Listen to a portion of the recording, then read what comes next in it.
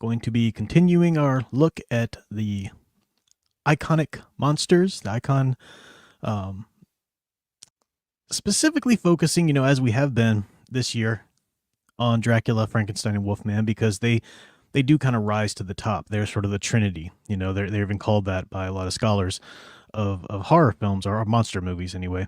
And we're looking at we've gone through specifically with Frankenstein and Dracula thus far, going through the cultural and historical context of the original novels and analyzing the novels themselves, and progressing.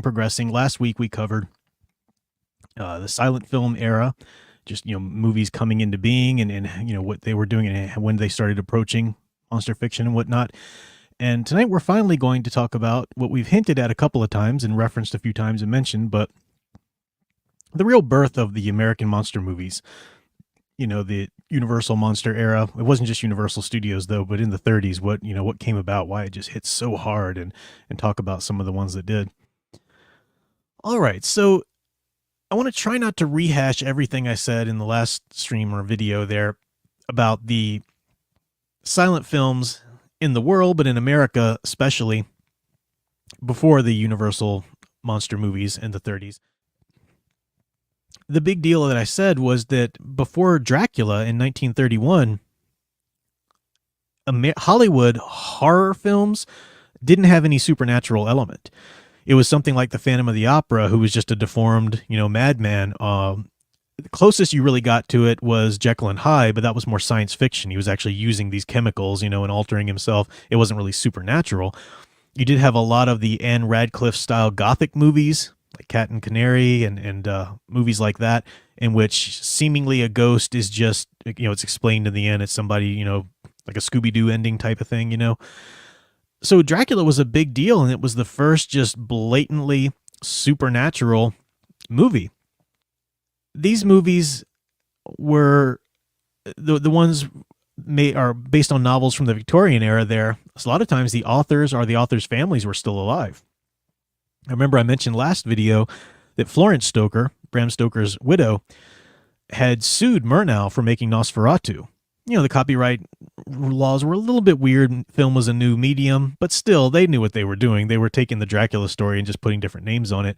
So Florence Stoker sued them, and the court ordered them to destroy all copies of Nosferatu. Thankfully, some survived, and we still have the wonderful classic film, today.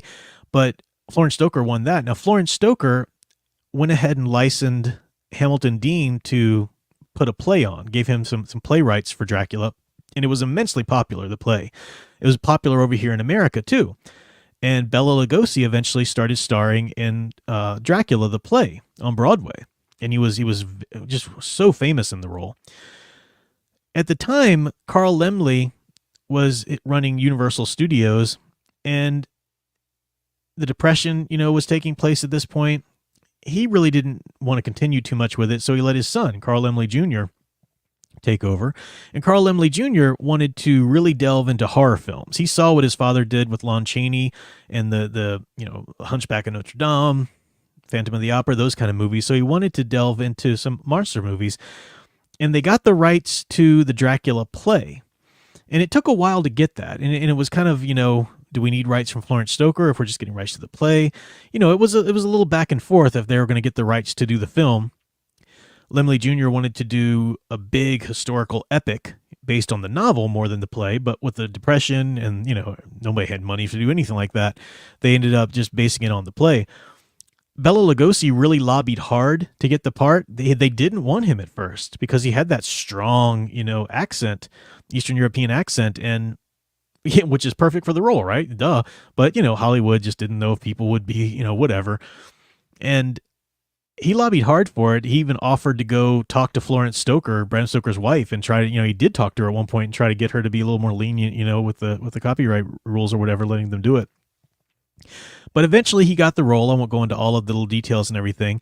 And you think about an actor who plays a role just once and defines that role. A lot of other actors have come on to Dracula, and I know for different generations, some people here are like, no, Christopher Lee's my Dracula. No, this is my Dracula.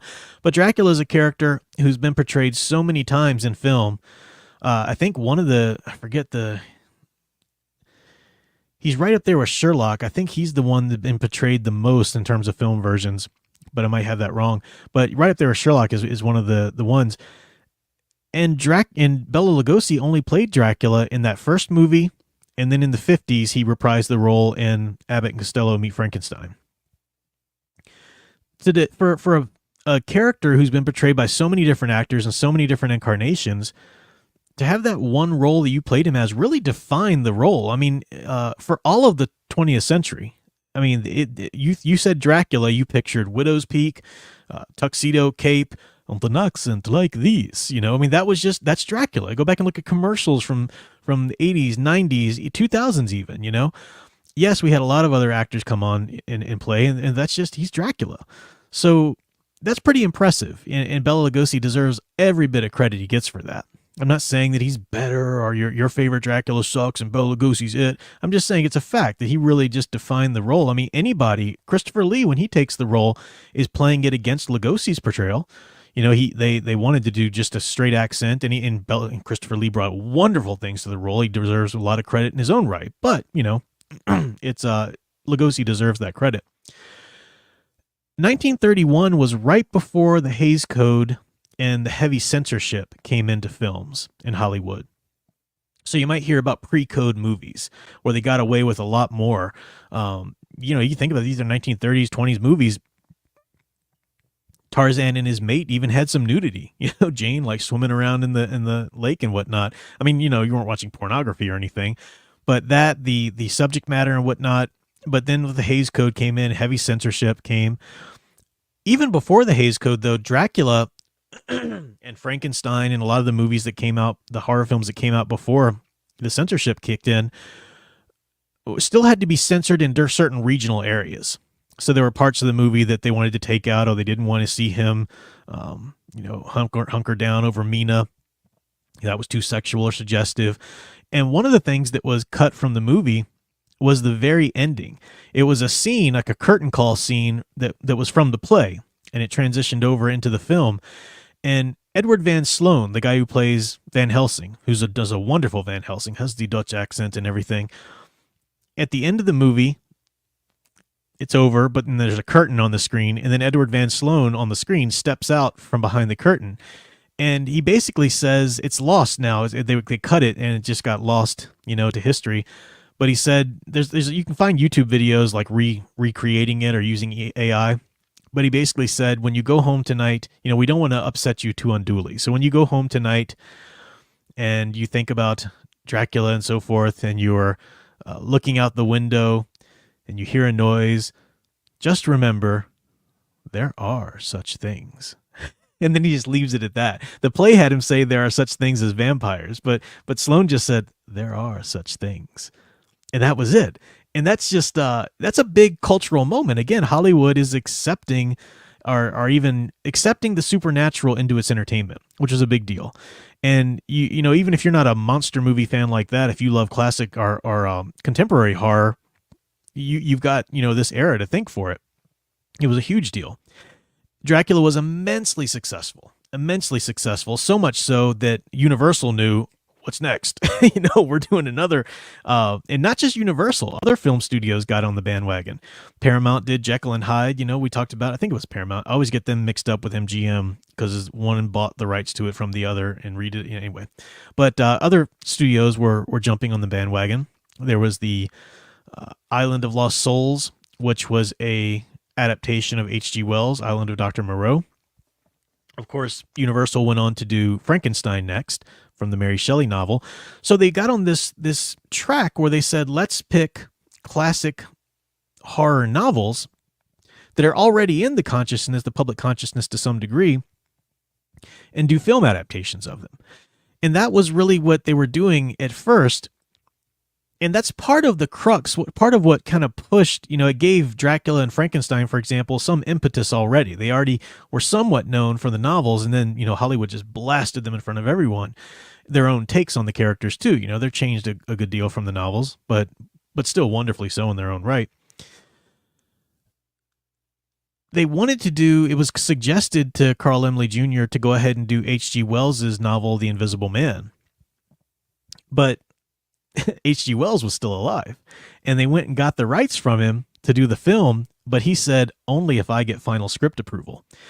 And Carl Laemmle looked at the novel, and he wanted to mix it together with this other novel called A Murder Invisible by Philip Wiley, and he wanted to add some more of the gruesome death scenes, and it went through this long process, so many different writers and trying to develop it.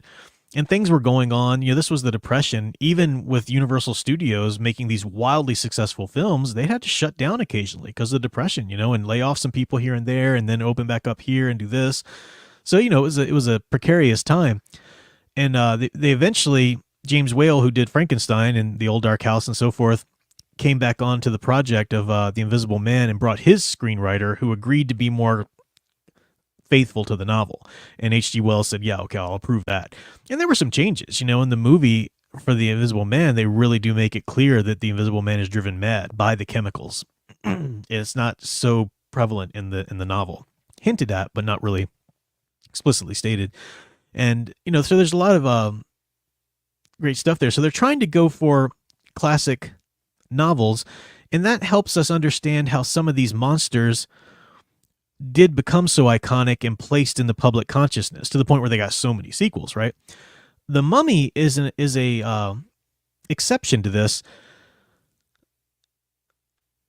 Carl Laemmle wanted, he suggested to one of the story editors, I think Schleyer, to try to find a classic novel about a mummy that we could do a film of, because Egyptology was hugely popular in the 1800s, all throughout the century, the finding of the Rosetta Stone, different things. And especially when Britain started to occupy Egypt towards the late 1800s, there's a lot more interest in the things like that. Then there was also the guilt, even from the British people and the writers and whatnot. That's why the ideas of the curse of the mummy became really, really popular and showed up in a lot of stories. Bram Stoker himself wrote The Jewel of Seven Stars, which is a curse of the mummy type story. Arthur Conan Doyle wrote the Ring of Thoth, I think it was. So there were a lot of short stories and whatnot being written about the mummies and mummy curses. Now in the 1920s, there was the founding they found King Tutankhamun's tomb, and that was a big deal. And there was the curse of King Tut, that was bandied about. Anytime anybody who was remotely related to somebody who was related to the dig ended up dying, oh, that's evidence of the curse, and so it was all over the news and everything. And it was a big, popular, in fashion thing, Egypt and whatnot. So Laemmle said, let's try to do a mummy film. Schleyer couldn't find, I guess they didn't want to do Bram Stoker's novel. The script that they developed, he and a co-writer of his, they drew heavily on Conan Doyle's Ring of Thoth, but it's still their own thing.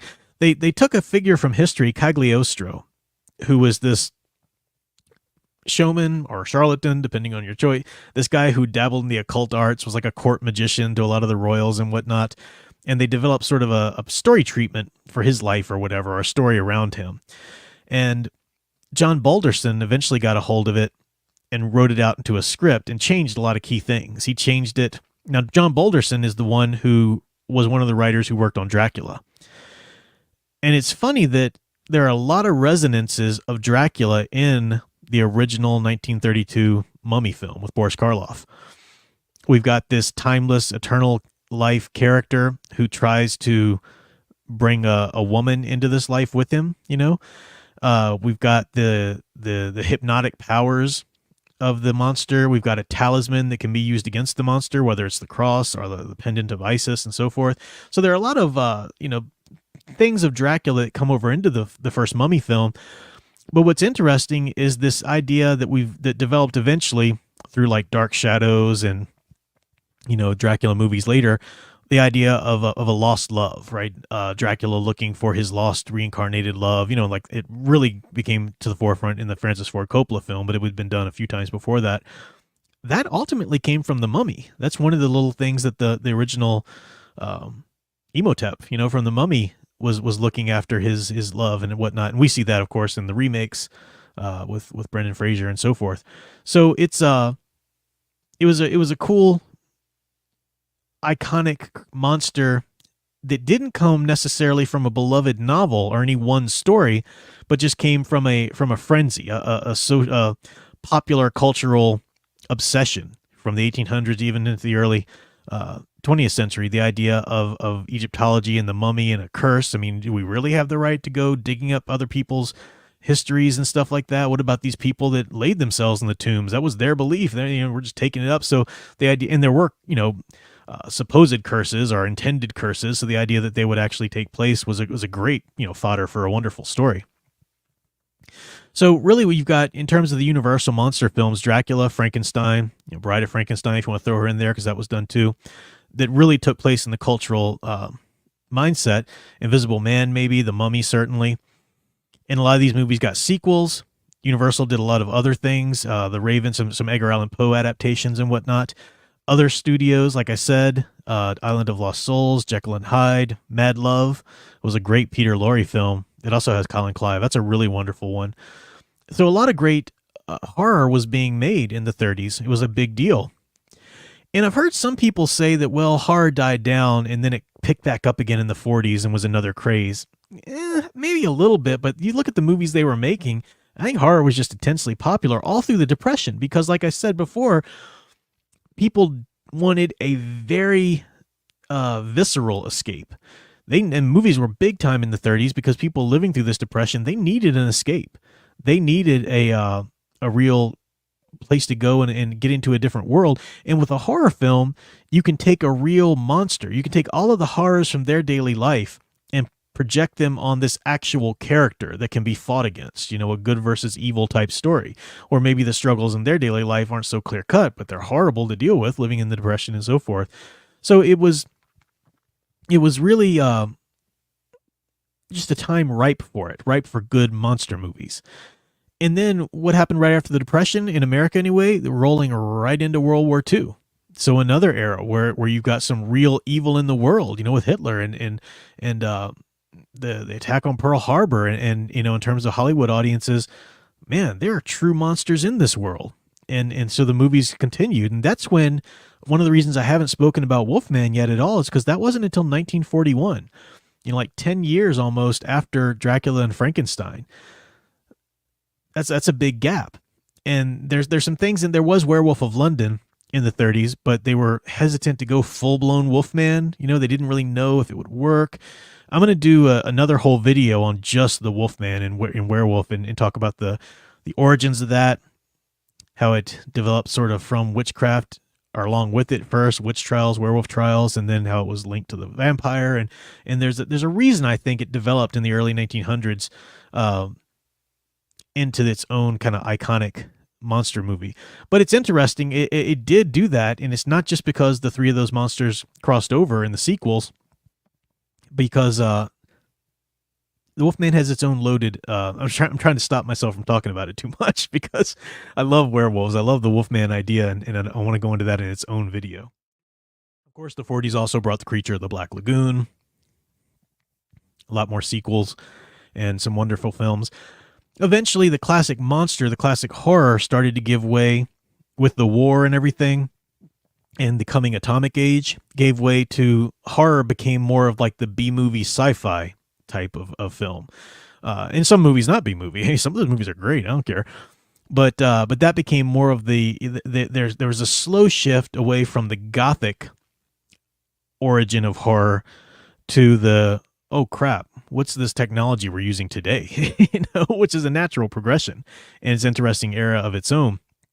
But I think that stand this step in the 30s, this step in monster films, and I love that era, man. The 30s and 40s, that's where I go to for horror. I'm not saying I don't like anything from later. I mean, yeah, I like some movies, from the last few decades or whatever.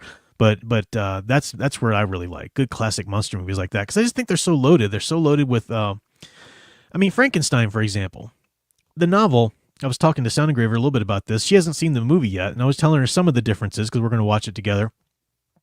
But she read the novel, and I was saying that Boris Karloff's portrayal of the creature, especially the way it's written in the Universal horror film, is far more sympathetic. I was telling her my experience with reading the novel anyway back in the day when I first read it. Parts of it, you're like, oh man, poor creature. What had he go through? Oh wait, you can't do that. That's horrific, creature. You can't do that. Oh, but I see you're kind of going through this. Wait a minute, dude. You need to check yourself. It's kind of a back and forth, which is one of the wonderful strengths of the novel.